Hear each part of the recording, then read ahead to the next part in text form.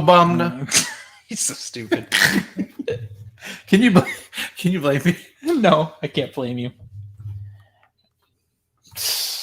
There it is. Yeah, it's a slight delay. Yeah. All right, you guys. I know there's at least one of you already in here. We are working out an audio issue with Nico and Tina. Hopefully they will arrive here in a second. Maybe that is them texting right now. That was my girlfriend. Oh, well, my phone buzzed too. Oh.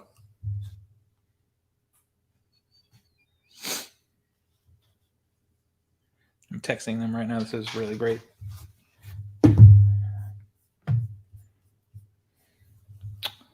All right. Yeah.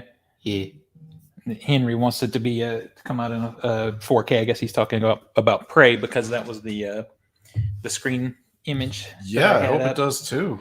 Yeah, because so we'll actually get some good 4K imagery. Yeah, it'd be cool to get some nice Dolby Vision, maybe a better bit rate. There they are. They can provide a Dolby Atmos. Oh my god.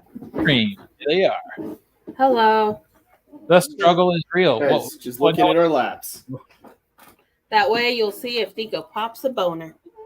Perfect. No reason boner. Random boner. Ow! Oh, I'm sorry. Struggling. Yeah, apparently the universe does not want us to be on this episode. Did you hear that? That was called Nico's Fear. That was Nico's Fear. All right, you guys, let's figure out what your intro is going to be. I got mine. Hellraiser. I'll have mine in a moment. I should probably pull up the script. Because you suck balls. This is why your story only has 3 paragraphs. Because I know. Come on. Huh. Oh, All my right. stream is lagging. So, Nico, what are you doing? I'm doing Saw, but I'm trying to figure out what to say. Okay, so that's Hellraiser and Saw chosen, sir. So there's not much left for you to choose from. All right, well. Because you drag in ass. Hang on. Let's go. Let's do this shit. Whatever. I'll do the only other thing. Perfect. Fine. Yeah, do your story. Your actual story. All right. We ready? Yep. On this episode of the Culture Smash Cast. If you like actual torture, Saw is coming back. Disney's planning some big thunder. And Hellraiser with a capital R. Nice. It's the Culture Smash Cast, episode 605 for August 17th, 2022. I'm Stephen Lackey, editor of CultureSmash.tv. Nico? Nicholas Qualls, contributor to CultureSmash.tv. Tina? Tina Qualls, contributor to CultureSmash.tv. Zach? Who am I? Yes, Where am I? indeed. Okay. So you guys had audio issues. What's going Yeah. on? I think my computer was being a butthole because my company sent out like company-wide updates and my laptop hadn't been updated yet. Oh. Because like as soon as I shut it down and updated it, it came up with the new company logo and all that stuff, and it started working. I was like, "You son of a bitch!" You son of a bitch. It's funny because I work in IT and I know exactly what they did. Thank God. I'm just sitting over here on my Mac, not dealing with this issue. Oh no, we could do the same thing to your computer too. Not me, baby. So join us every Wednesday night live on YouTube, Twitch, and Facebook, starting at around 7, which was 7:20 is what I put. And I had to go ahead and start this. I had to start the stream, you guys, because Facebook, if you start late, won't stream you. They're like super asshole. Jesus Christ. So follow us on your platform of choice or listen to the pupper and get notified when we go live and join us for the conversation. Yeah. Special thanks to Skinny Mixes for supporting the Culture Smash Cast. Skinny Mixes are coffee and dessert syrups that are 0 sugar, 0 calories, and 0 to 2 carbs. Head on over to skinnymixes.com and try some of their delicious syrups, such as the white chocolate, the salted dark chocolate, salted caramel, and the variety of cocktail mixes they offer, including my favorite, the margarita mix, fruit flavor. Use promo code CultureSmash for 15% discount on your order. As I always say, spend $50, get free shipping too. I highly recommend it. All right, so what did you guys get into this weekend? Anything interesting, pop culture-y? I know you watched Prey because I got the Yeah, we random watched text. Prey. Yeah. Yeah, that was good. We had a D&D game again on. We played. Tina did more Curse of Strahd game for the nephews and a friend and I. I had to modify it to where it wasn't a total party kill off. Yeah, we all died. It was fun. Good time. Yeah, I saw a It was post. just a vision. I saw some kind of social media post where you like that moment when you're like merciful to your team or whatever. I saw that. I'm like, of course, Tina has to be merciful to people because she's probably murdering them. Yeah. I went and saw a movie. We announced I wasn't surprised. officially. So Yeah, we announced the pregnancy officially, so Yep. we are pregnant. Yeah, we're gonna get to Most your of our- movie in a second, Sarah. Yeah. I was gonna say I went and saw a movie. We'll talk about that later. Oh, Mm. and we watched the first episode of Sandman. Yes, we watched the first episode of Sandman, which we can't get to if we want either way. It was great. I loved it. Mhm. And Prey, and that was pretty much it. I told you, I very much appreciated Sandman. I finished it, so we'll discuss it Yeah, more we're once you looking guys have forward to finished. continuing. So And that's high praise coming from me in a Netflix show because most of their stuff I think is garbage. But that one, pretty good. I'll get to that TV show in about 5 to 10 years. Yeah, probably. So I know I we're suck not, at TV shows. we're not so- to TV yet, but I randomly discovered that Iron Chef America is back, but now it's on Netflix. And I was just happy. when you thought you were out, They pulled me back in. pulled you back in. Because it has the original chairman, it has Elton Brown on there, and I like that show. It's good sort of like veg out TV when you don't want to think about nothing. You just put that on and get ready for bed. It's perfect. Good stuff. I usually do How It's Made for those situations. How It's Made is a good option as well. Yeah. That is a good option as well. So yeah, I saw that. I saw some movies, but we'll talk about that a little bit when we do the box office. So let me just pull that up. Let's see. Man, do you have a box office? Do I have a box office? Do you have a box office? I have a box office. Here we go. You ready? Yeah. All right. Number 10 was Fall. It made $2.5 million on its opening. $2.5 million. You know, I'm so glad we made it a PG-13 film. That doesn't even cover the deep faking they probably had to do. No, it was a $3 million budget. So I saw it. And boy, this movie's something. I was confounded by this movie. And I texted you and you read the spoilers, so you know why. Your reaction was so strong. I'm like, I have no interest in seeing this movie. Let's see what the plot is. I read the story and I went, what the fuck? Because you can tell, like, you watching this movie and it's like, yeah, this should have been an R-rated movie. Because tonally, it fucking takes a turn the last 20 minutes. Yep. Some violent ass shit happens. I was like, oh my God. And it's a bad movie, but I was pleased. I was like, well, shit, all right. You know? You like how that somehow concluded. Yeah, if this is how we're going to do it, okay. And also, it was very funny. Negan is in the movie. Yep. And I'm drawing a blank on the, those coats you get and they have the logo. It's always really prominent right here. What is that? It's not Under Armour. What is it? It's like the winter coat everybody wears. Oh, North Face. North Face. Yeah, I think the North Face probably paid for $1 million of that $3 million because he's wearing that fucking coat every time you see him, and that logo was like popping. Like they got a light on it at one point, I swear, because it's just popping off the screen. That's great. Yeah, it's bad, but damn, that last 20 minutes. I kind of just respect them to having the balls to do it. Yeah. Even just reading it, I was like, you're shitting me. But you have to forget that physics is a thing. No, don't think about that. Because here's the thing that got me the most is the tower that they climb. Mm-hmm. When you have a tower that's this tall, supposedly one of the tallest things in the world, that it would have like a big concrete base built into the ground. No, it's girders stuck up in the sand with like that conduit type of stuff out to the sides of it and stakes. And I'm like, think that's physically possible to be a thing. It just didn't look like it could be a thing. And they're climbing this tower, and it's, you're getting those suspenseful moments where it looks like it's going to break the entire time. I think in the first 50 feet, when shit is breaking, including the ladder you're climbing, I would have just reversed course. But no. And also, I hate these people. Like I wanted them to fall off the fucking tower. There's only one set of characters that I hate more than these two girls in this movie, and we'll get to them in a minute.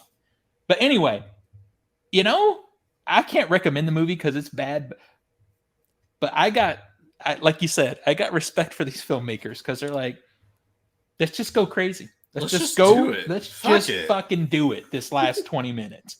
All right, number 9 is Elvis. It made $2 million. It's made 141 so far, and it is still on the schedule here in Nashville.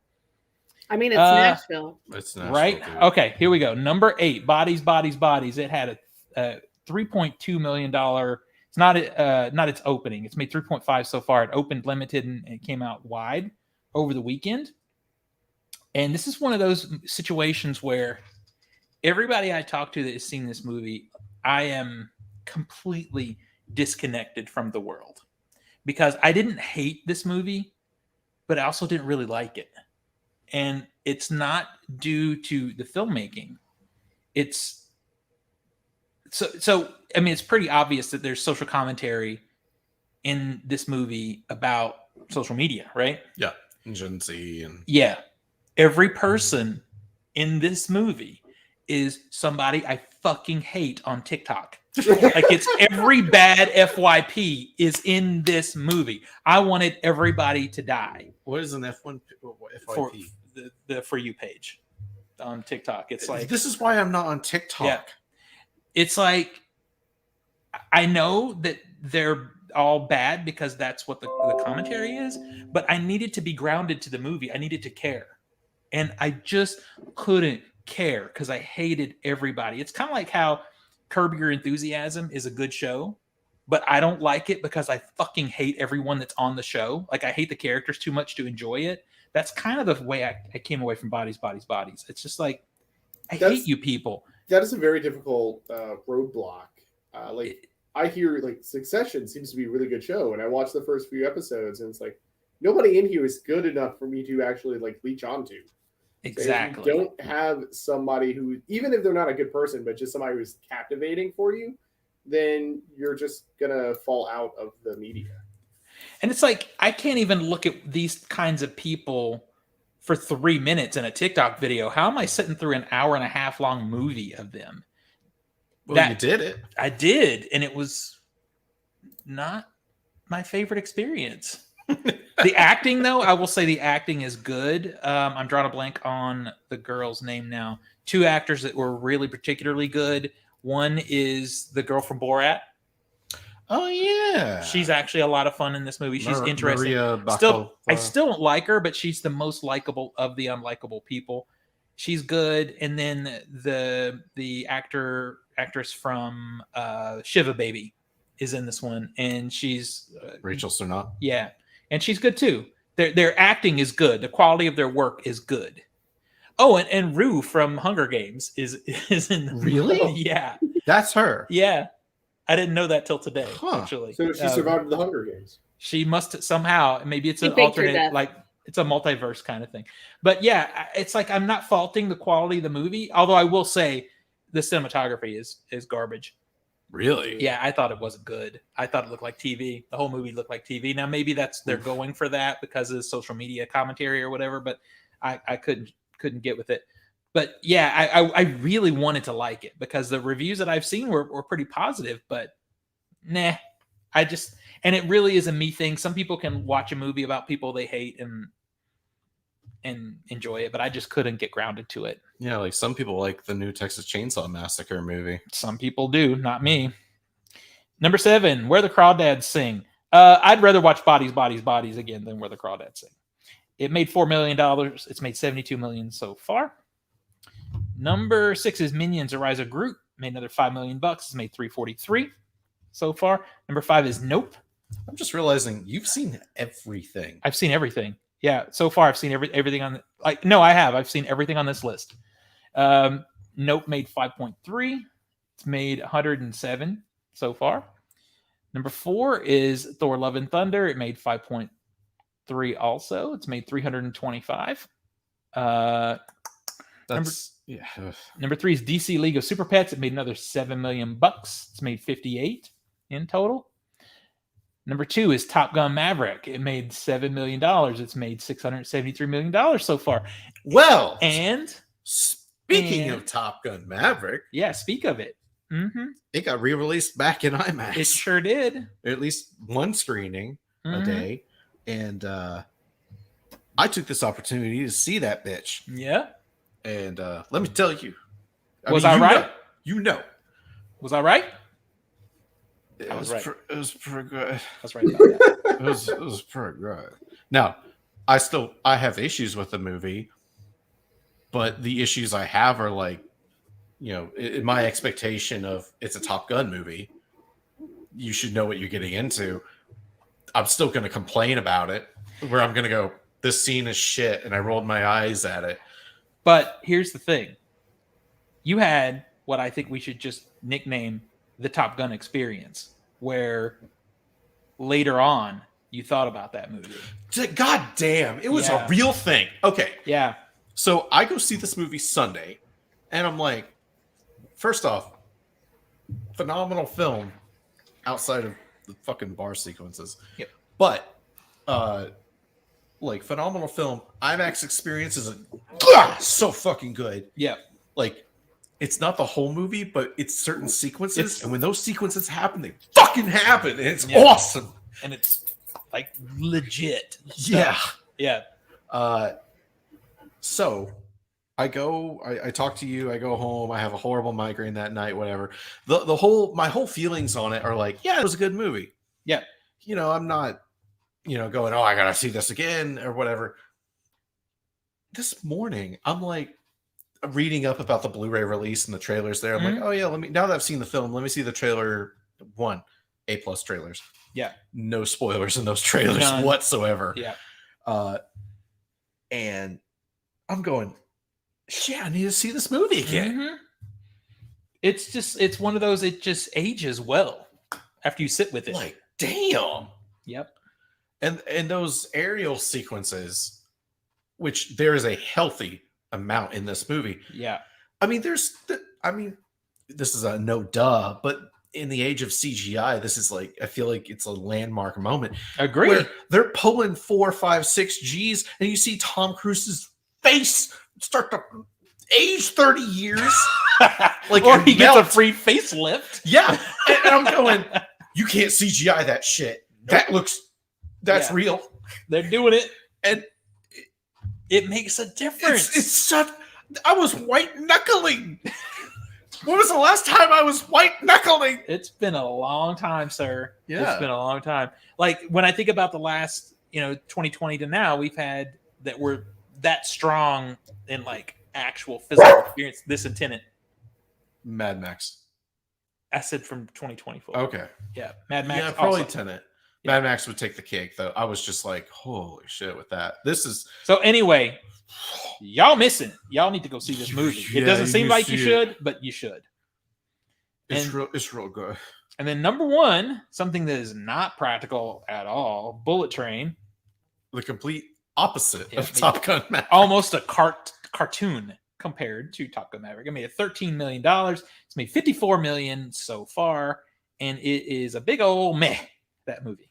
Also, from somebody who has only seen like 30 minutes of Top Gun. Mm-hmm. You mean the original movie? Yeah. It does a real good job of filling you in. Or just being like, there's enough here. You can draw. It sets you up. Yeah. Even at one point, they're like, here's a flashback for people who don't know. Yeah, but it doesn't feel gratuitous. No, it feels like this was needed. The script is pretty tight in that way. Yeah. Like it gives you enough to set you up if you haven't seen the original. Well, you might as well see it because this weekend, the only thing that's new is Beast. I kind of want to see this movie as a Idris Elba movie. 80% on Rotten Tomatoes. Can this be another Crawl? I hope so.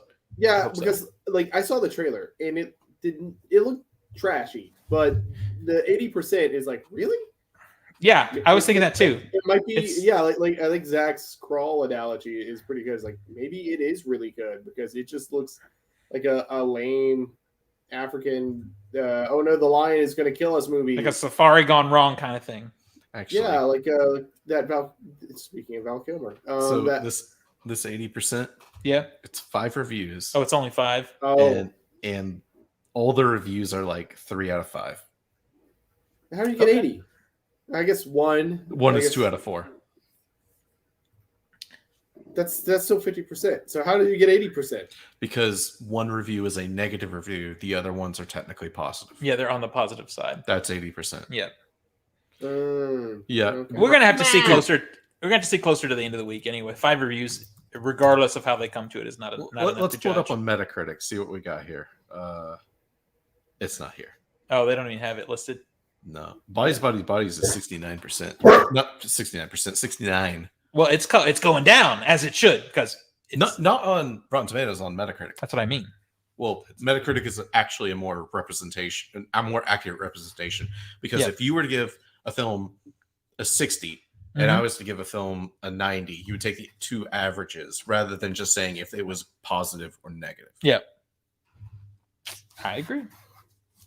All right, let's see. So everybody has finally seen Prey on Hulu. I got the random message from you guys over the weekend, and then Yep. Zach at the almost the last minute yesterday remembered, holy shit, I guess I better watch Prey. 10 p.m. last night. I'm like, I need to watch it. All right, so we are going to be a little spoilery with Prey. So if you're watching this and you have not watched Prey yet, you may want to take a break from the show for a few minutes. If you have, feel free to leave your comments for the discussion, and we'll talk about it more. So Spoilers, anyway, it's a Predators movie. spoilers, it's a Predator movie. Basically, the setup is 1700s. Is that- 17, 16 or something like that. yeah, something like that.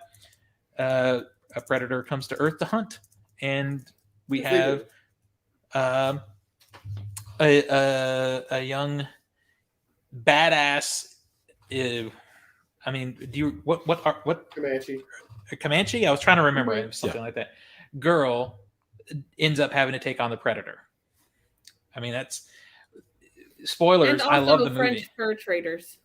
And well, yeah, she encounters the French fur traders who are, I guess, hunting the predator also, right? Or they're just hunting and then they encounter the Yeah. predator. Yeah, Yeah, they- it seems like they were trapping, and Yeah, because that's how we get introduced to them slowly through this movie. Is she keeps coming across their traps, which is interesting because the first time that happened, I'm like, where the hell did that come from? And you're just waiting for the other shoe to drop. It's a pretty cool And setup. then you in the see script. like the entire field of skinned buffaloes, and she picks Mhm. up like a gun, a shell. I thought it was a Casing. cigar. I guess. Oh. It could have been. could Yeah. have been. Yeah. Either way, So that's the initial setup, and to me, that may be the most positive thing about this movie is it is a tight little script. I was about to Yeah. say every scene has a setup and with a payoff later, basically. yeah. There's no real like frivolous, unnecessary filler. Yeah, there's no Guys. scene I'd be like, this is dull cut. And that is actually harder to do than you think because you've got to build a connection with this character and also with her family to some degree, but you got to do it in a way that gets to the point. And this might be a little bit of a hot take, but they might have done that aspect of the script better in this movie than the first one. The first one, the characters are kind of like Generic stock. stock action guy. Yeah. Now We've they're seen all them before. We're just taking a stock version of them. Now they're all. What saves it is every single one of them is at their peak at that point. They're all doing really good stuff. They're charismatic as hell, so they're selling the character well with what little they have. But I really appreciated the way they developed her and her brother. And I told this to Zach. The thing that made me really happy is she's not a Mary Sue. No. You see her fighting and being a badass and learning and failing a lot. I think to me that's integral to like creating a great hero is if you see him fail, and you see that sort of growth. So we do see that with her. So that's why I was able to invest. Go ahead. Yeah, I think the thing that helps is like you see her grow, but you also see her competent from the get-go. Like she knows what she's doing and she is innovating on what she is. She's not suddenly back half of the movie this amazing warrior. It's like, no, she has these skills and then learns to adapt and to better use her abilities in fighting the predator and also the fur trappers and all that stuff. So I think it's a very reasonable growth of the character. And it shows a different side of fighting that the Comanche tribe that you see throughout the movie, they're more so about brute strength, about getting that first jab, that first blood, that first kill through strength and like brute force, whereas she's definitely more of a strategist, and you can tell they're not used to thinking like that. So that's what really sets her apart.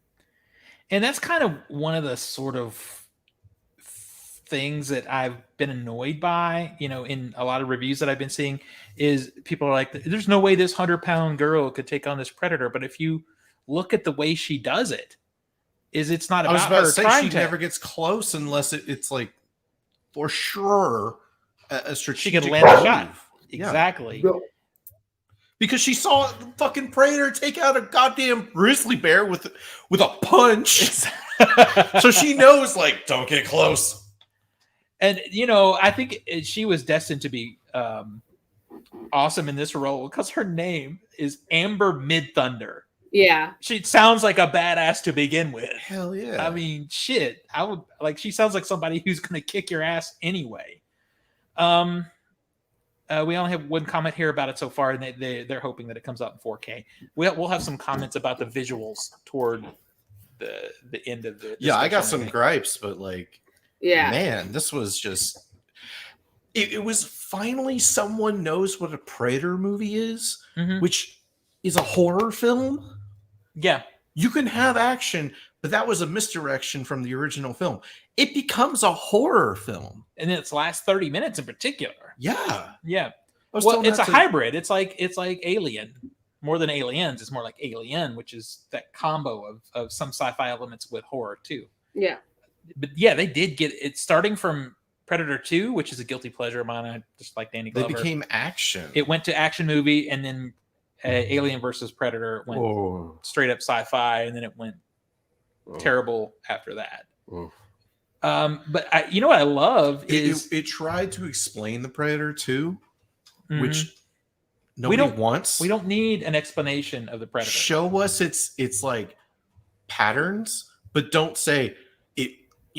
They do say this in this film, but it's like it likes to hunt. It does that, but that's just observational. You don't have to go to its home planet to know it's this and that. Like with Predators, it was like this is just bad. Yeah, we also don't like at the end of the movie reveal that you made your human Predator suit like the last one. God damn it! What a piece of shit. Yep. It really is. The thing I really like about this one, we talked about how it doesn't encompass the feel of the original Predator movie. It's essentially almost beat for beat the same movie, and the only difference is that it takes the concept and puts it in a different era, which would be really neat if that's just what Predator movies were. Just like we're gonna make these all the same movie, but now we're gonna be in like samurai times. Now honestly, they might have cracked the code on producing new iterations of movies, like new. Now it's gonna be during the Crusades. I mean, there's a Predator. Can you imagine? Go ahead. Oh, did we lose? Okay, did we lose Cena? I'll be real. Yeah, there was this post going around. One of the ideas was like Final Destination on a pirate ship. And I'm like, I can get behind that. I probably watched that. I can really get behind that. Yeah. Although I will say that as much as I think this one works because it feels fresh. Now, if we had 3 or 4 or 5 Predator movies and they were all this over and over and over again in different times, I think it would get repetitive. Yes. But But well, go ahead. Oh no, I was going to say I think you're right, but I do think it probably is just because it's so fresh now, and of course if they That's kept what I doing mean. it would get old. But I do think the idea of not doing a sequel where we're revisiting the same characters and just like trying to rehash and build more schlockiness on top of it, and just like, no, let's just do the same movie we did last time, except switch out the cast, switch out setting, and keep what's good about the original. And that's what this one is. It's like new cast, new setting. The setting is in the past, but a new setting. But the concept of what the Predator is to the characters and to us as viewers stays the same, and that's what we liked about it. If they're going to do something different, I think the it has to be like a 1v1 battle. That's the thing. Whatever they do different, whether it's in the past, in the future, whatever, that's what works. The Predator's hunting prey, and he's found the wrong fucking prey that comes back at him, and it's so much fun. Like I my next thing I want to do is to rewatch this movie, like do a double feature, and then watch the original Predator back to back, because I think it would be a really good time. I think it would be really fun. This one resists mostly the urge to call back to the other movies. It couldn't resist it sometimes, but it had one line in particular that did call back directly. Yeah, but it had one moment that it was good, almost did it. I liked it too because it makes sense. Yeah. It isn't like, hey. It's like, hey, this was the line that made sense, and that story is a realization the character needs to have. We're going to repurpose that. I thought that was cool. Yeah. I was okay. There wasn't a bunch of other stuff. It's something that realistically they would have thought of. Yeah. So. Yeah, I mean, up until this point, whatever is... I think they said it at some point, like they think this is a mystical creature at first. And to them, it basically is a mystical creature. So you don't think it is killable. And then when they realize, this is blood, if it bleeds. So one thing that I don't know if I'm hallucinating or it's the Mandela effect or something like that, but I always wasn't it established that predator blood is acidic? No, that's alien. That's alien. Yeah. Okay. Yeah. Okay, never mind. I don't have any issues. Well, I have one issue with the movie, and that's I got a number of issues. Yeah. It's a horrible CGI of the animal. Yeah. That bear looks so bad. because they spent all the practical effects budget on the Predator. Exactly. Which looks phenomenal. Yeah. It looks great. I think that's the thing that makes it worse, is the fact that the Predator looks so good. And because it is so practical. And then they just use some so terrible CGI on the animals. Man, the bear in particular, though, I laughed. I was like, Yogi the bear, here we go. Hey, boo boo. Let me fight you. The snake is really bad. What is it? The leopard or the mountain lion or whatever it is. Mountain lion. The animals were the worst. Was rough. Yeah, the animals were just not well CGI'd. You can kind of half-ass your way through sci-fi stuff, and it be okay. But when you're dealing with real animals, it's got to look good, or it's going to look really bad. Dude, the VFX for this were from ILM. I know. I saw their logo at the end. Yeah, it was like their D team. I mean, yeah, it was their D team. Exactly what it was. So that's the I have mixed feelings. Initially, I'm like, this shit should have been in the theater. Yeah. I think as much as we liked it, cranked up loud on a giant screen, we would have liked it even more. But at the same time, the bad-looking CGI would have looked a lot worse. What was the budget on this movie? I was looking that up. I can't find it. Yeah, because it's not released in theaters, so they're probably not really... Well, sometimes on Wikipedia or other sites, they still list the budget. I cannot... Well, Disney keeps a tight fucking lip. Yeah, Disney is the toughest one to get budgets out of. Going back to Steven's comment of if we had seen this in theaters, imagine all the action-y sounds, but also imagine the tension, in that one scene where they're tied to the tree and it's all fog and mist and Like it's basically picking off people one by one. Like that would have been amazing to see in theaters. Well, and also we were discussing this in the pre-show discussion too, is if we had gotten some Atmos sound in this, the sequence where you see the spaceship in the air, or in the quiet sequence in the fog, the atmospheric sounds, or as the predator's jumping from tree to tree, you can hear it whooshing across. Like that kind of stuff would have just enhanced the movie by so much. I mean, on Hulu, it is in. I was wrong last week. It is in 4K in HDR 5.1.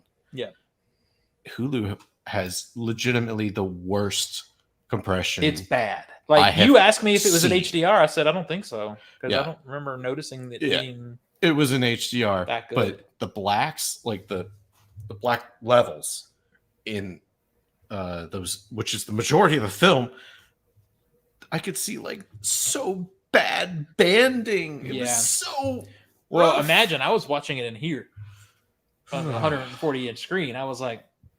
Yeah, and I'm watching it on my 65,000 nit screen, and I'm going, why does it look like shit?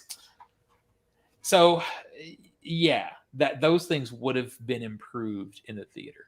CGI wouldn't have, though. It would have looked worse. That snake getting stripped at the beginning of the movie was pretty damn cartoonish. The physics. Physics. You got to forget the physics of what an axe can do because... she uses that axe like Captain America uses his shield. Yeah. But it's a perfect example of the tension, the scripting, and the acting being so good that all that shit is forgivable. Yeah. Because those little things like that, had the script not been nice and tight and the actress not been so badass, would have bothered the shit out of me. If she was a Mary Sue, I would have fucking hated this movie. But they build her character so well, and the world building is so interesting that I didn't care. I saw it and I'm like, yeah, there's no way you can throw that axe like that. But I don't care. It's cool because I'm having fun with this movie, and everything else is just so good. It's just so nice to see a movie that's just so tightly put together.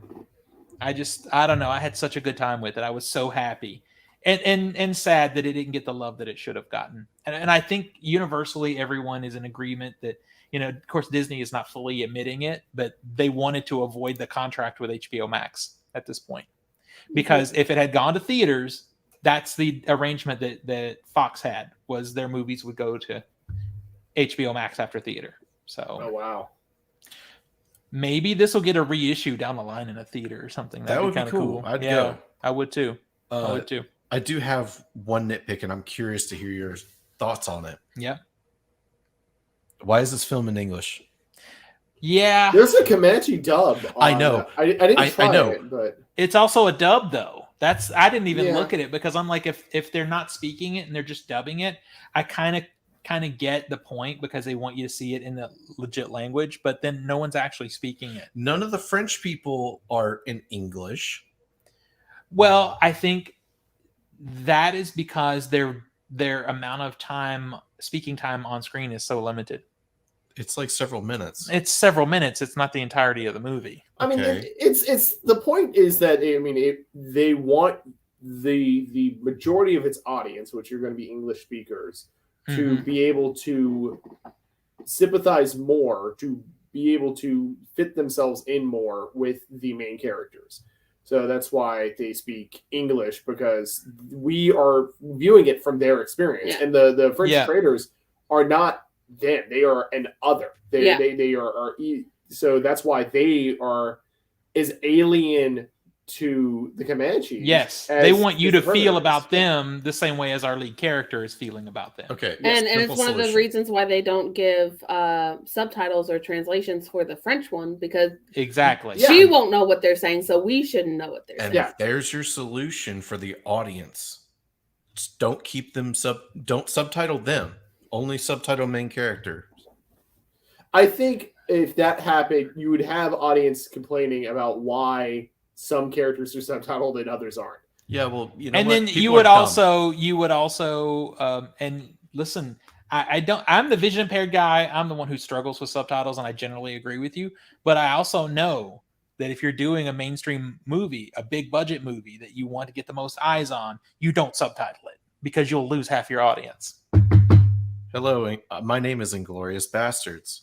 Yeah, and look at Inglourious Bastards. I mean, it didn't make that much money. Hello, my name is Everything Everywhere All at Once. Also didn't make that much money. 50% of that movie is subtitled. But both of those are small movies in comparison to a Hollywood blockbuster.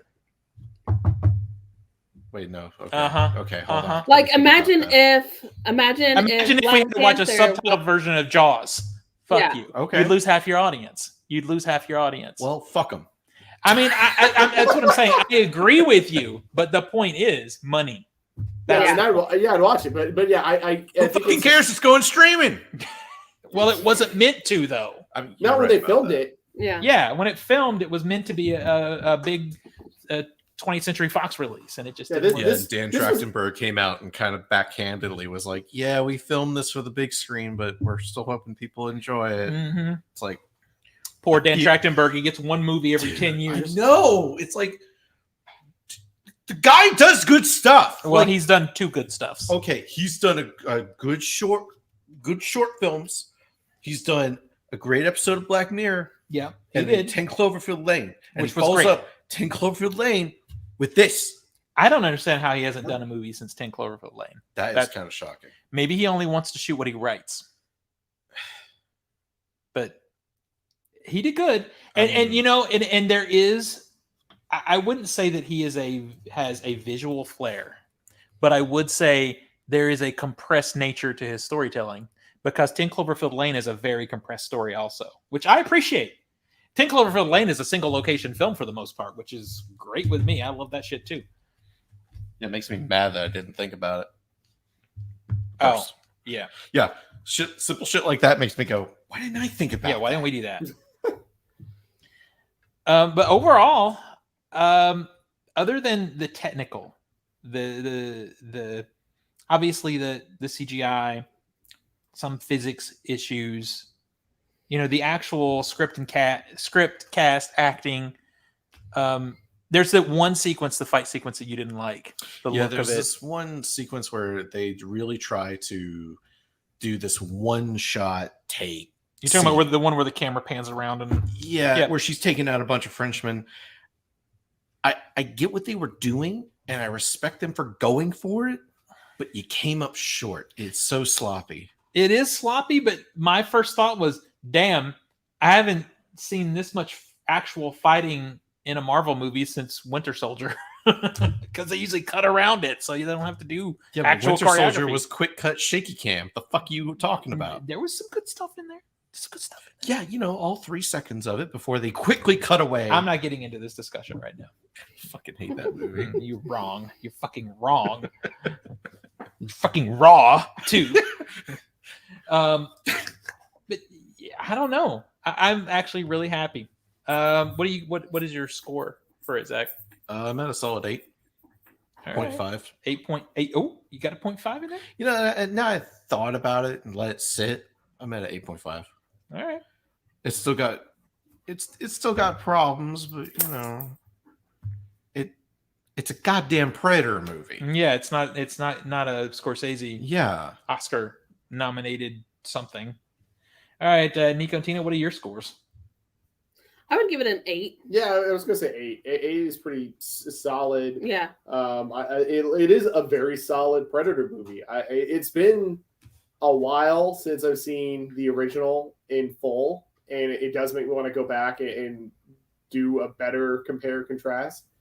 But I mean, I've seen it enough. I mean, I remember it well enough. It might get a higher score for me later on because the dog survives. So. Yeah. Right? I knew that was going to make you happy. The dog lived. Best dog. Yeah, I agree. Not OP dog either. Just regular dog. Just dog. Yeah. So I'm going with you guys. I'm going 8. 8.5 might be a little high for me, but I really maybe I'm thinking too hard about this one. Well, you've seen it the most freshly, so that's part of it. Okay, too. yeah. It's you watched it literally hours ago. But yeah, it's just I'm glad we're able to take some time to talk about it. Sadly, Sadly, had this been in the theater, it'd probably make my top 10 this year. It'd most likely be in my top 10. But this is not in the theater. What are we going to do? All right. Have it as your number 10. That's your guilty. No. No, it's fine. Oh, no. No, I think I should do a Zach move and put Where the Crawdads Sing as my number 10. Yeah, but Blacklight. I mean, you could put Blacklight as your number 10, like a guilty pleasure. Like, you wouldn't recommend it, but it's. I mean, do you have something like that? No, I don't do that. Oh, okay. Okay, just me. Just you, yeah. So, side note, I meant to bring it back here. I had Ada pick up a steelbook for me at Best Buy today because the original Red Dawn came out in 4K. Yeah. And I had her pick that up for me. She came home with some other stuff. Yeah, I saw that. And now I have to put Moonfall on my shelf. Yeah, I saw that. It's a bad movie, y'all.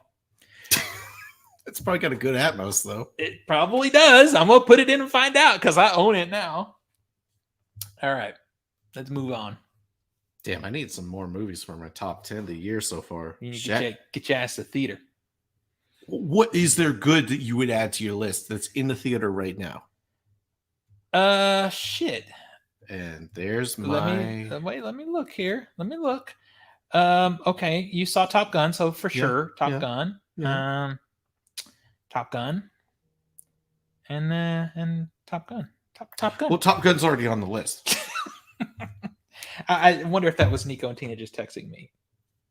I was about to say, they are very quiet. Oh, they got booted. I got to let them back in. Wow. I probably should have the private stream up so I could have seen that. Yeah. Yeah. All right. So moving on. Zach's got the next story. Oh, shit. Okay.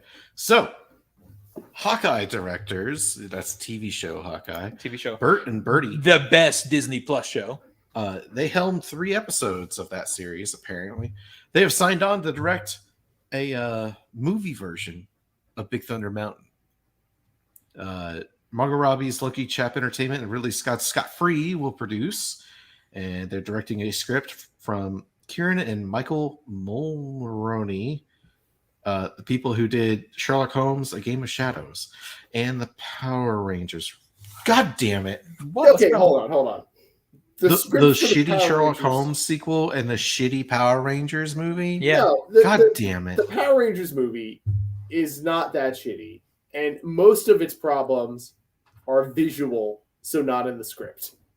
I don't know. Are we really going to ignore the issues of like one of the major female characters and her basically doing revenge porn and then just Kimberly is bad, but I like a lot. It's basically the Breakfast Club, but they're also superheroes. Is the Krispy Kreme scene in the script? Probably. Well, they shouldn't have a problem with that because the film takes place in the 1800s amid a gold rush. Disaster inevitably strikes the attraction, which is hit by either an earthquake, tsunami, or flash flood. Win Space Mountain. Ye old Krispy Kreme.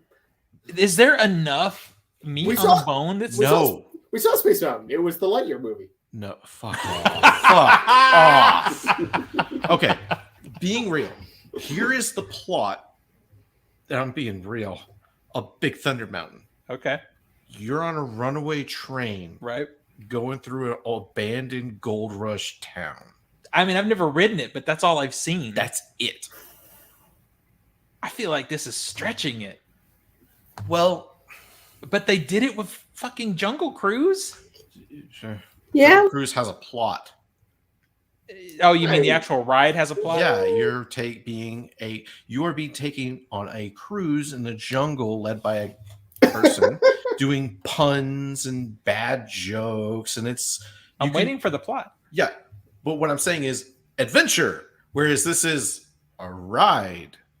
There's a difference between a ride. I feel like you're stretching it. I feel like I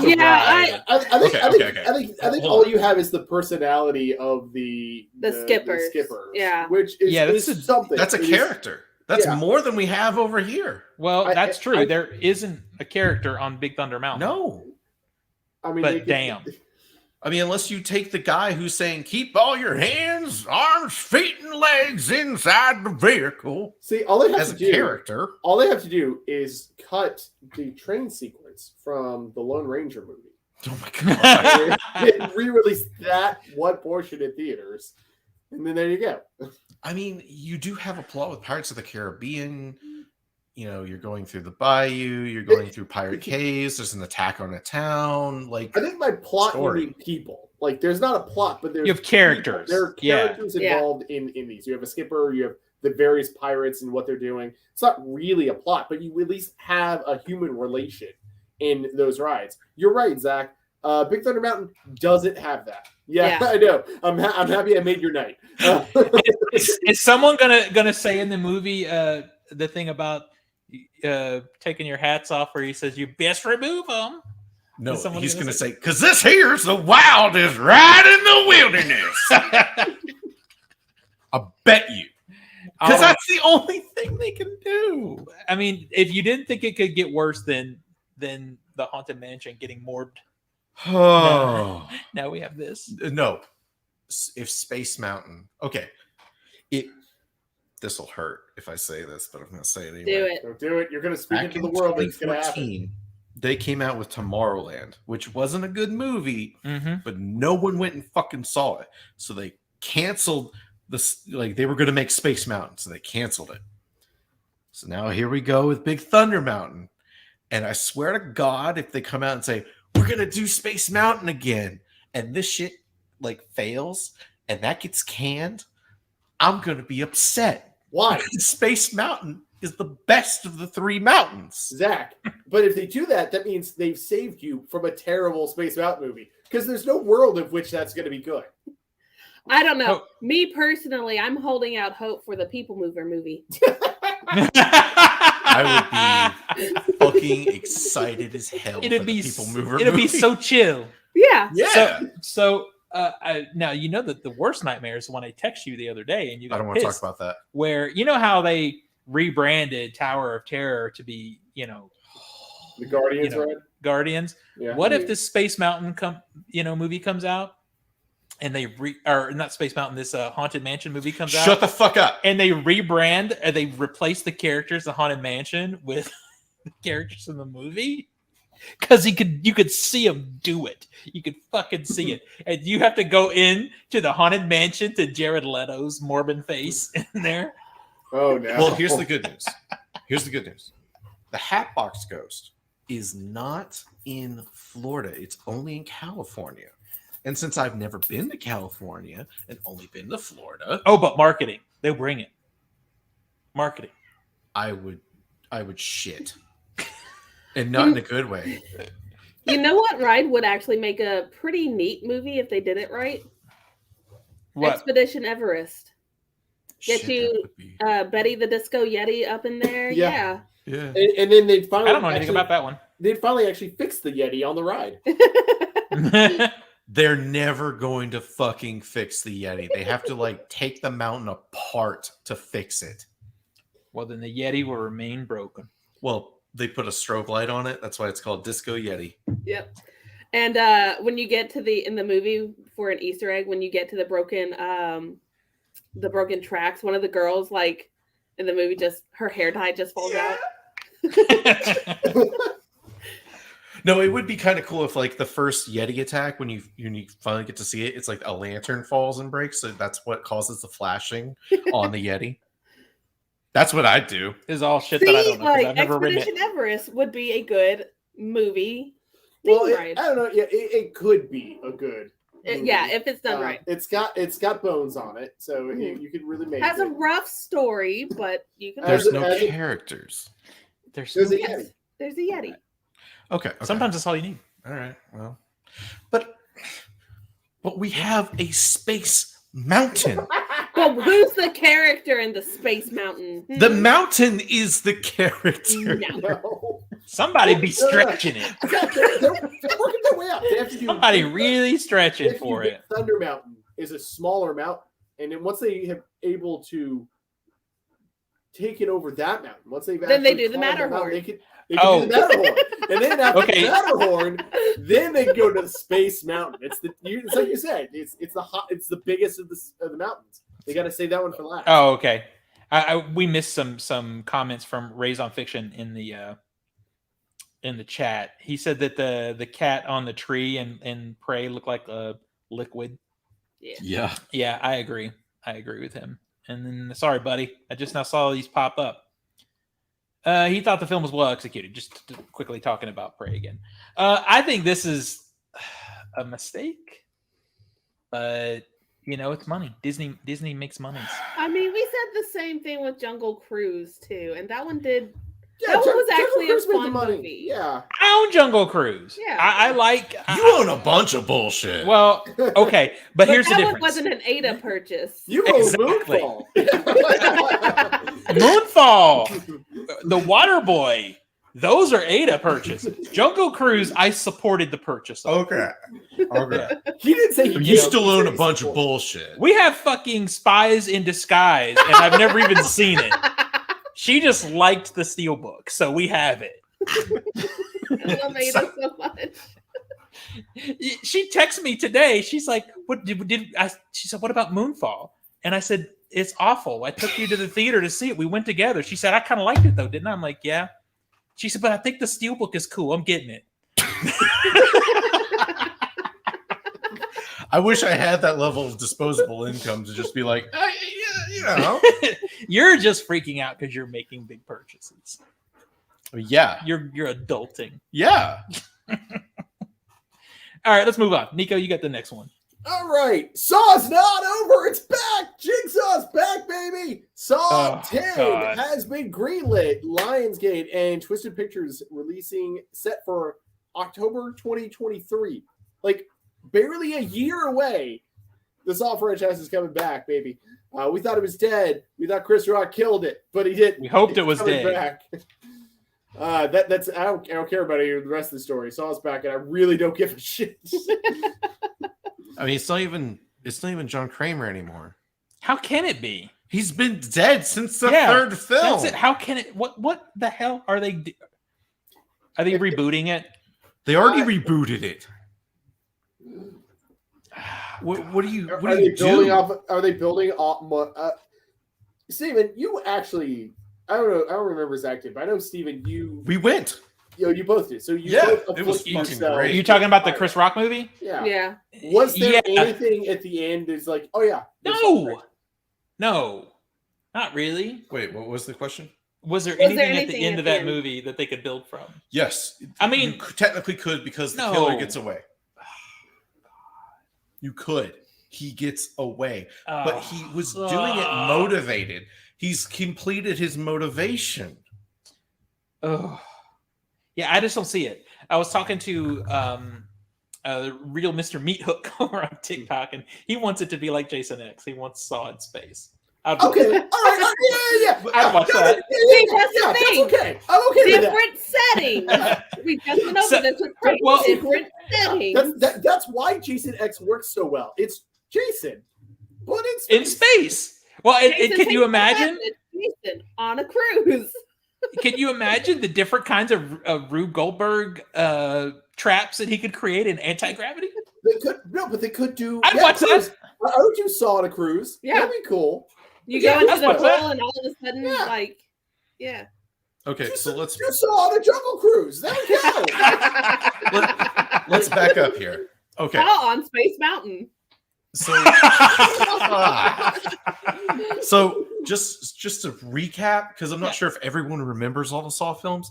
Saw 3D, the killers at that point was Dr. Gordon and like two other randos. Mm-hmm. They ended that shit. Everybody died except for them, and they went, haha, that's the end. Right. Then there was Jigsaw. Which I haven't even seen. Yeah. Some unlucky motherfucker got Went tickets to the see theater that and and saw saw that that, shit yeah. in IMAX. Okay. So it was, again, some rando who had a fascination with John Kramer and wanted to replicate his first killing. Therefore, they did it. They did And that he got bullshit away. in Friday the 13th too, and it sucked into. Yes. So he got away. So then they go, let's reboot the reboot. And we get this one we went and saw, which was a fantastic cinematic experience. Oh, it wasn't. It was the funniest movie of the year, and I mean that sincerely. Oh, It was so good. I had so much laughs in that movie. It was a piece of shit, but it was so much fun. I could never watch that movie again. Maybe it's Jigsaw Takes Manhattan. I don't know. I watched that. Go. The Jigsaw doll knocks somebody's head clear off their shoulders. I'd watch that because Jigsaw lives. You know, but the problem, Jigsaw, the final chapter. But the problem we're facing here, we've already had 3 movies of people inspired by John Kramer. I'm going to replicate. This series is out of gas. It's over. Yeah, Where do you go? Maybe John Kramer comes back. Maybe this is he's dead, and we already did. We already did in Jigsaw. It was a flashback to where this one actually took place when he was alive. I think Tina. I'm going to write the entire script for them. Okay, John Kramer's baby never died. Oh, there you go. There we go. Fuck off. We're going straight to Halloween with this baby. The sister was pregnant, but the baby lived. I mean, truly the only other thing I can think of. I got it. Okay. You know what's trending right now. You know what's trending. It's a multiverse. Well, that's where I was going. He's from another universe. Well, that's where I was going. Was actually it's like instead of him dying at the end of 3, you go, what if he didn't? He creates a trap to kill somebody. He accidentally gets caught in said trap, but said trap actually sucks him into another universe. No. I get it. So, That's what's up. A multiversal version of Kramer possesses the corpse of Kramer. Oh my God. That's it. Wait, we fucking did that in Friday the 13th also, and it sucked in too. Damn it. We just gave the producers and the writers at least 7 movies right there. We have all the ideas. Kramer Now Dead possesses the dreams. It creates elaborate traps in the dreams of everybody and his victims. I just don't think Freddy comes in and sues for copyright infringement. I really think if they want to do this, and it's only not blasphemous to me to say this because I don't have that much of a connection to this franchise to begin with. I only own the first one. Yeah. They should just reboot it, start all over, I pretend like the others didn't even happen. I agree. Recast it, find some way to bring Dina Meyer back because what they're going to do is ignore everything except for the first one. And that's probably what they will fucking do. That's what they would do. And then it's working so well for Halloween. Yeah, in 20 years they'll do it again. Yeah. I hate it. Well, I mean, that's I hate it. That's how you honestly, get me on board. Any of the it would be things something different. If any of the plot holes or plot points that we have just talked about over the past 10 minutes happens, I will scream my head off. All I know is I'm not bidding on it in Film Ball. $1. $2. We didn't do a freaking Film Ball update. Do you have new numbers? Yeah, I was waiting for that. Okay. Why didn't you say shit? We didn't do. You usually go, Steven. We're talking about Prey. Yeah. Fair enough. Well, let's do that before we move on to the next situation. Plus, you probably don't want to know. Yeah, that's true. I really don't want to know. Say it to me. That was creepy. Yeah. All right. Steven, you're in 5th place with $146.1 million. God. Nathan's still in 4th place with $379.4 million. I'm still in 3rd place, but the gap between me and second's growing. I have $525.8 million. Nico is safe and secure for what looks like foreseeable future. In 2nd place, $578.3 million. Come on, people, go see Super Pets. Zach, with his bitch ass, better not break the trophy. 1st place, $849.6 million. I'm so annoyed about how I hate it. How confident I was coming out of the bidding. It's like, I got this in the bag. You were. I knew I fucked up from the beginning, so I'm consistent.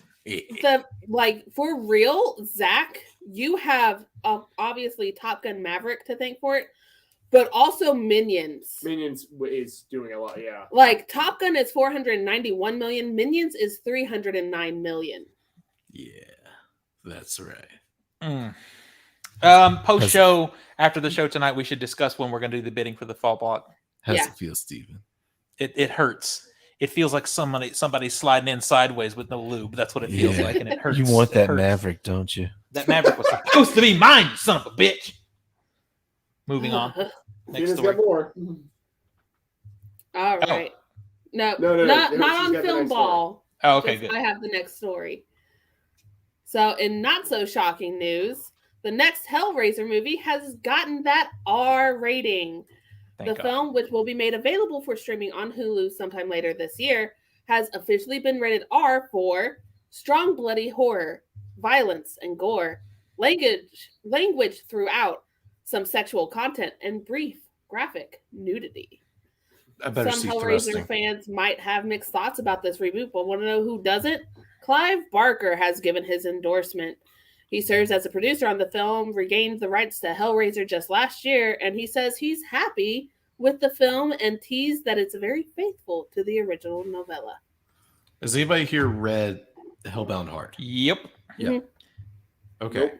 It's been a minute, but yeah. Okay, so 3 of the 4 of us. So Okay, so we got a couple of people in the chat who are talking about the Hellraiser, and they don't, on this subject, don't feel good about recasting Pinhead as a female. It's a female Why? character. But the thing is, if you read the original source material, it's androgynous. it could it's go either very way. androgynous. It doesn't state in the actual in fact, it's very specific to not be. Yeah, Yeah. they're beyond gender. Yeah, it's not about that anymore. Yeah. The only issue I have is Doug Bradley is kind of like, it's like Robert Englund and Freddie. It's hard to replace that actor. I don't care about the gender part. That doesn't bother me. It's just you're stepping into some big shoes because that guy owned that character. So I'm excited though. And I'm glad it's R-rated. I'm glad it's bloody. I'm glad it's graphic. It should Yeah, be. it needs that to might be. that might be the right way to go about it, is to just have somebody who's not trying to be, just like, that's not the problem of Friday the 13th, the remake. Yeah. But it's that you have Freddy and is somebody who's clearly trying to be but isn't Robert Englund. So England. England, sorry. Yep. But yeah, basically you may just need to be very obviously not trying to be the same kind of Pinhead. You realize you said Friday the 13th, and then I did say I was going to let that slide. I was very confused. I was going to let that slide. To me, it could go that way. Freddy's and Friday. Nightmare on Elm Street. It could go that way to where Michael's and oh my god, Poltergeist. shut the fuck up. Devin says he hasn't read the original source. I think you should because it's really good. The biggest issue is it's a short.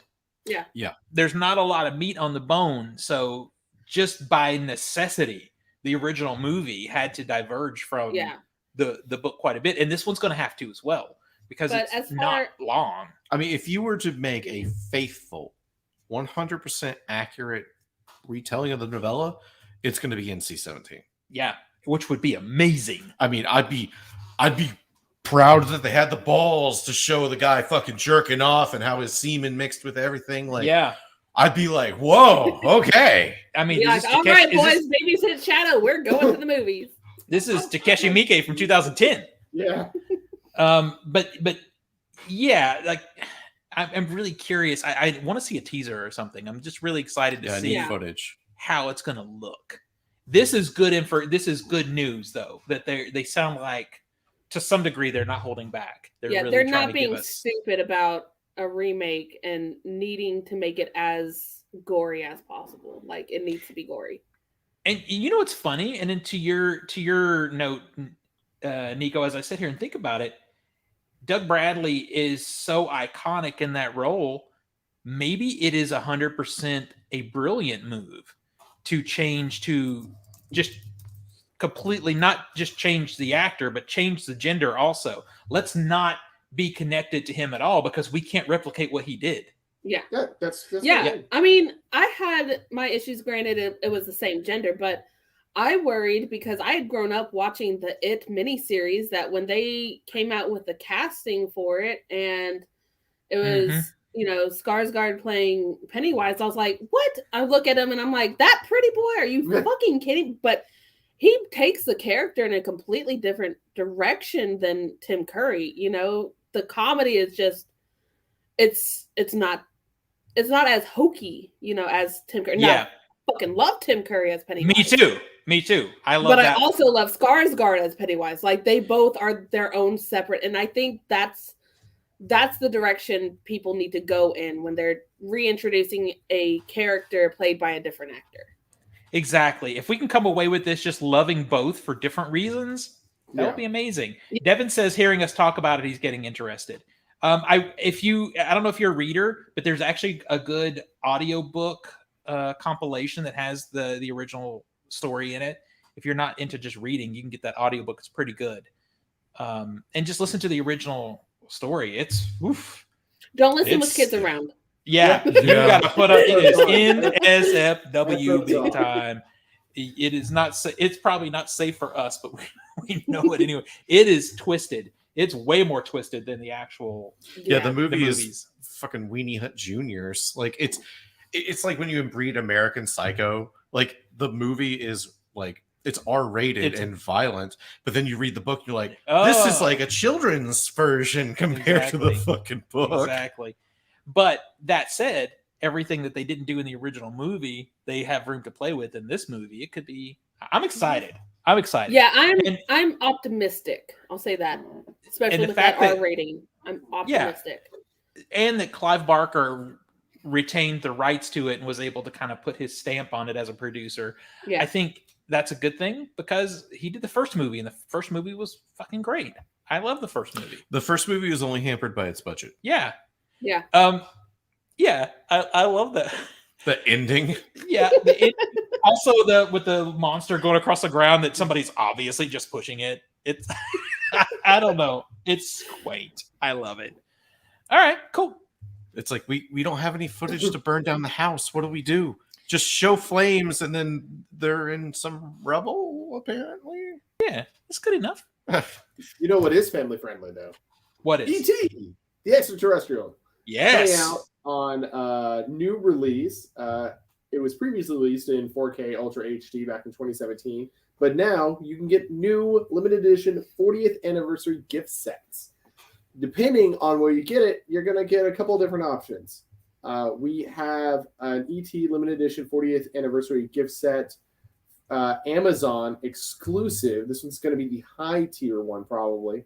That comes with a 10-tote lunchbox, so like a 10 lunchbox with a thermos. Oh, hey, you can get that one for the kids. Booklet and certificate of authenticity. Not gonna lie, I really want that set. I want it too. Really that one's going to be clocking in at about $65. If you want to spend a little, not bad at all. But if you want to save a little bit, you can get the Walmart edition. Does not come with the lunchbox, but does come with an ET Bindi figure. And if you want to save a little bit more, but like Steelbooks, the Steelbook is going to be at Target for $25. They are going to have special features such as the ET Journals, which retrace day-to-day experiences of creating ET, Steven Spielberg and ET interviews, the music with John Williams, and a whole bunch of other stuff that was extras that were on the 2017 version. But yeah, lunchbox. Yeah, I'm pumped. I know this is a money grab, but damn, it's not cool. Only lunchbox, but lunchbox with matching thermos. Thermos. I need that. Me too. Life. Don't you already have ET on 4K? I do. I have that beautiful 4K set that you're looking at right now. There's a microphone right there. You're looking at it right now. Yeah, the $13 one? Yeah, well, it wasn't $13 when I got it. Okay, well, this set is like $64. Yeah, you get a lunchbox. I know, but it's a lunchbox with a thermos, with matching thermos. This is why I don't have any love for ET. Well, you are wrong, sir. It is one of America's movies, and it is It is one of America's movies. Do you know what is also one of America's movies? Moonfall. No, we do not fucking claim Moonfall. Moonfall has been extradited. Damn it. What's wrong? Damn it. Don't Spies in Disguise is also an American movie. Hey, as far as I know, I'm pretending in my mind that that's a good movie because I haven't seen it. It'll just sit there forever being a pretty steelbook. If you haven't seen it, it's bad. You don't know. Exactly. Oh, Devin, if you get it and listen to it or read it, let me know. Let us know what you think on a future episode of the show. I'd love to hear it. He's going to get the book. Yeah, The Hellbound Heart. I wish you luck, matey. Yeah, because it's quite an experience. Like, it doesn't detract. Like, it's one of the situations, just like Tina was just talking about. You could love that book for completely different reasons than the movie. They're both so great. Yeah, so I'm just excited to see how they bring them together in this new movie. The movie does an adaptation well because it realizes I can't do all this. Yeah, but the book goes in such a different direction where it's lovely. Yeah, you just got to see. And it's not a heavy read. Demons to some, angels to others. Yeah. But in the book, they're when they first appear, spoilers, they're like, where are we? Why are you spoiling it? No. I'm just saying, when they show up in the movie, they're like, oh, we're going to fuck you up. Where in the book, they're just like, where are we? What is happening? Who are you?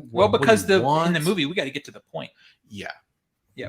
And they're like, and he's like, I want this. And they're like, are you sure? So anyway, moving on. Outside of ET, if you want to get something this week, there's some stuff out. There's a lot of shit out on physical media this week. By the way, I was just listening to another show, and they were talking about the October physical media release calendar. There's like 50 things coming out in October. It's dumb. On 4K and Blu-ray. It's like crazy.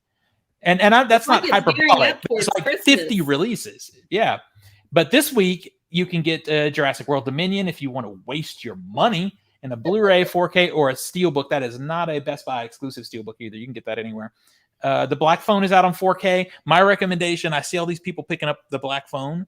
Wait till Black Friday. That is a Black Friday $10 purchase for sure. Child's Play 2 and Child's Play 3 both came out in 4K today. Red Dawn came out in 4K in a Steelbook. I got that one. Indiana Jones and the Last Crusade is out in the 4K Steelbook. South Park Season 24 is out on Blu-ray. Heavy Metal came out on 4K. This is a single movie edition. They previously had a dual pack. What's Eating Gilbert Grape gets a Blu-ray release. The Johnny Mnemonic Black and White 4K is out today. Why? Who wants that? I don't. Is that in 4K or is that just a Blu-ray? I think it's in 4K, isn't it? I'm curious. No, it's just a Blu-ray. It's just a Blu-ray. Just curious about why is it in black and white? What is that? How is that movie made better in black and white?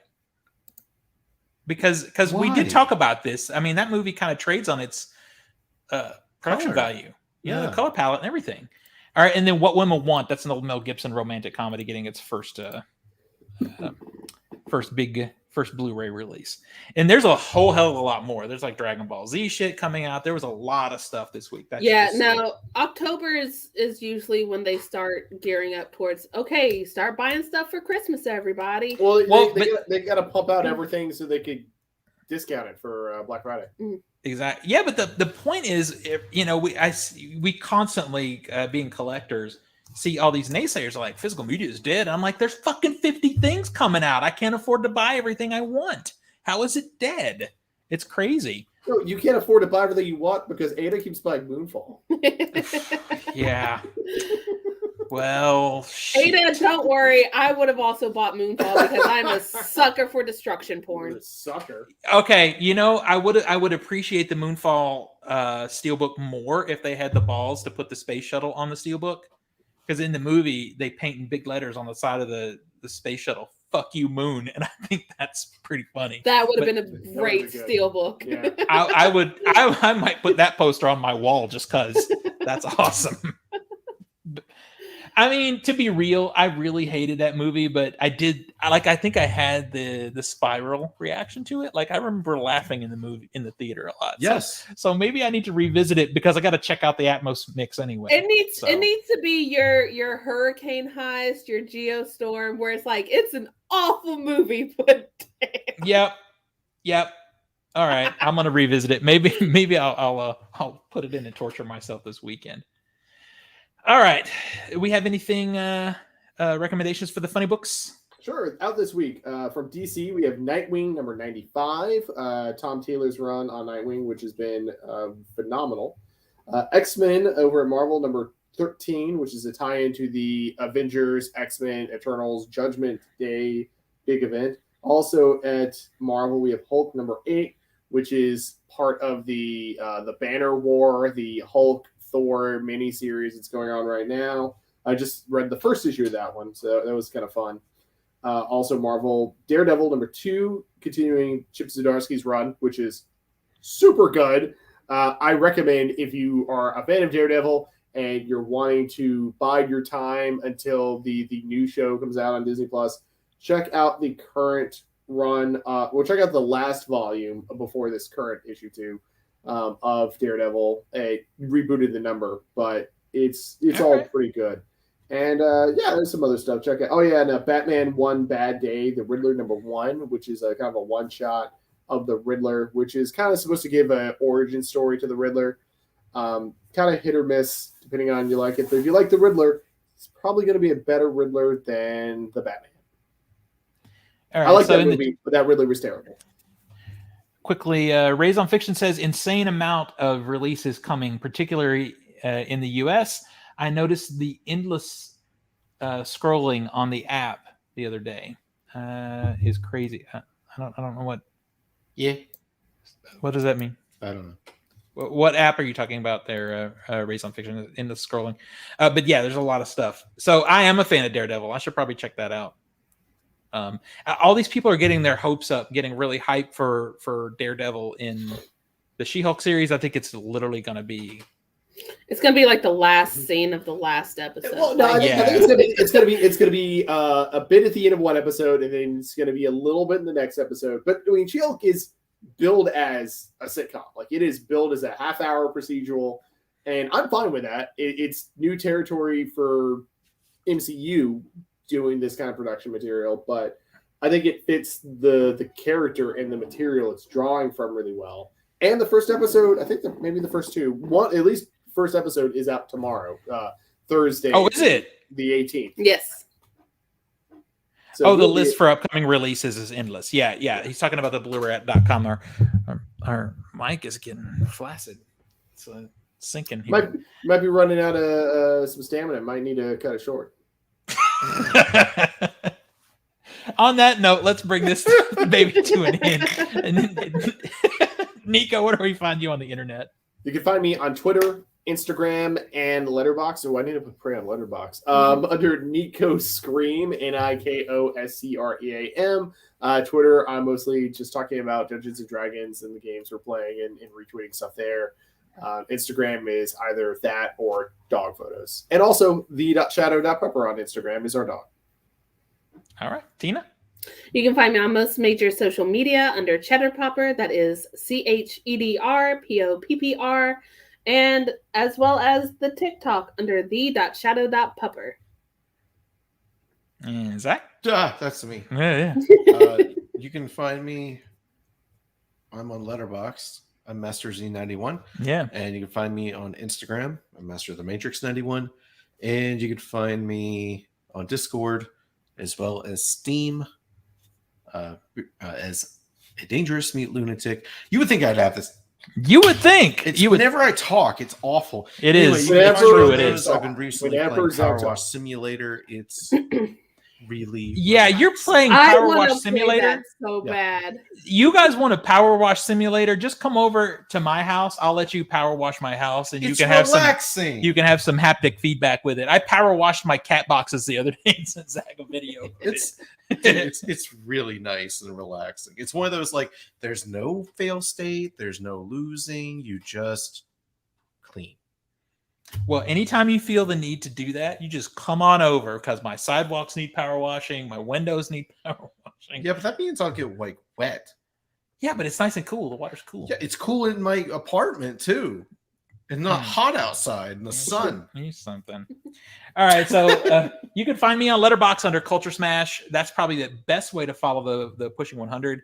I'm rapidly approaching. I am one film away from 60 films. And how's it feel? It feels good. It feels good because I'm caught up now. I'm back in the saddle, baby. Oh, so there, OTS movies over on TikTok, Off the Shelf Movie Night, of course, here on YouTube. Every Monday night, I'm live streaming with TikTok friends about movie genres. This past one, the real Mr. Meat Hook and I talked about water-based horror movies.